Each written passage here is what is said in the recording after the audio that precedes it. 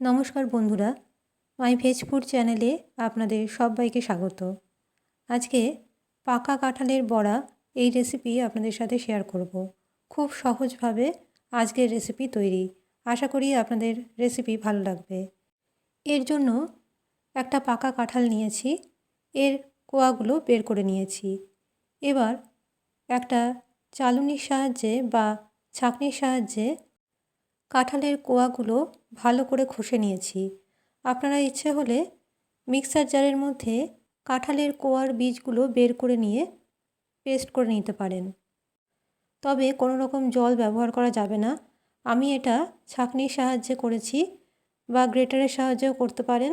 খুব ভালো করে ঘষে নিয়েছি। এবার এর মধ্যে সামান্য পরিমাণে লবণ দিলাম, দিয়ে দিচ্ছি 1 কাপ পরিমাণ ময়দা। এখানে 3 কাপ পরিমাণ পাল্প আছে, সেই কারণে এখানে 1 কাপ পরিমাণ ময়দা আমি ব্যবহার করলাম।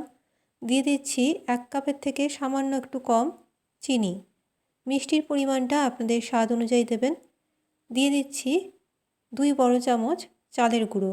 চালের গুঁড়ো বেশি দেওয়ার দরকার নেই, তাহলে বড়াগুলো কিন্তু খুবই হার্ড হয়ে যাবে, খুবই শক্ত হয়ে যাবে। তাই চালের গুঁড়ো আমি এখানে কম দিয়েছি।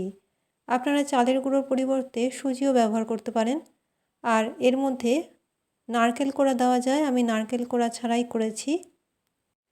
এছাড়াও ভালো স্বাদের জন্য মৌরি দিতে পারেন। আমি নারকেল কোড়া, মৌরি কিছুই দিইনি, সুজিও ব্যবহার করিনি। সুজির পরিবর্তে আমি চালের গুঁড়ো ব্যবহার করেছি। দেখুন, খুব ভালো করে মিক্স করে নিলাম। অনেকে কাঁঠালের অর্থাৎ পাকা কাঁঠালের গন্ধ পছন্দ করেন না, আর অনেকেই পাকা কাঁঠাল খান না। তবে আজকের এই পাকা কাঁঠালের বড়া যদি একবার কাউকে খাওয়ানো যায়, সে কিন্তু বুঝতেই পারবে না এটা কাঁঠালের বড়া। অবশ্যই একবার এইভাবে বাড়িতে বানিয়ে দেখুন।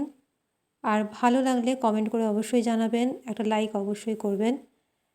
এখানে আমি সাদা তেল গরম করে নিয়েছি একটা কড়াইতে, আর তেলটা যখন মিডিয়াম গরম হবে তখন এর মধ্যে মিশ্রণ থেকে বড়াগুলো তৈরি করে ছেড়ে দিচ্ছি। আর বড়াগুলো একটু সেট হয়ে যাওয়ার পরেই এগুলো ওলটপালট করে দিতে হবে। এই সময় গ্যাসের ফ্লেম মিডিয়ামে আছে। সত্যি বলতে পাকা কাঁঠাল আমারও পছন্দ নয়, তবে আজকের এই বড়া রেসিপি এতটাই লোভনীয় হয়েছে যে ছাড়তে পারলাম না।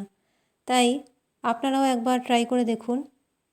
খুবই ভালো একটি রেসিপি, আর খেতে দারুণ স্বাদের। যারা কাঁঠাল খান না তাদেরও ভালো লাগবে। আজকের রেসিপি অবশ্যই বাড়িতে এইভাবে তৈরি করে দেখুন, খুব সহজে তৈরি। বড়াগুলো একটু লালচে করে ভেজে অন্য একটা পাত্রে রেখে দিলাম। এই রকমভাবেই সবকটা বড়া আমি তৈরি করে নেব। আজকের পাকা কাঁঠালের বড়া আপনাদের যদি পছন্দ হয়, ভালো লাগে, আমার চ্যানেল মাই ভেজ ফুড অবশ্যই সাবস্ক্রাইব করে রাখবেন। আর পাকা কাঁঠালের বড়ার রেসিপি অবশ্যই শেয়ার করে দেবেন বন্ধুবান্ধব, আত্মীয়স্বজনের কাছে। যারা জানেন না তারাও জানতে পারবেন। এই পাকা কাঁঠালের বড়া এতটাই স্বাদের হয়েছে যে একটা খেলে মন ভরবে না। তাই খুব বেশি দেরি না করে অবশ্যই বাড়িতে বানিয়ে ফেলুন। আজকের মতো আমার রেসিপি এখানেই শেষ করলাম। ভালো থাকবেন, সুস্থ থাকবেন। নমস্কার।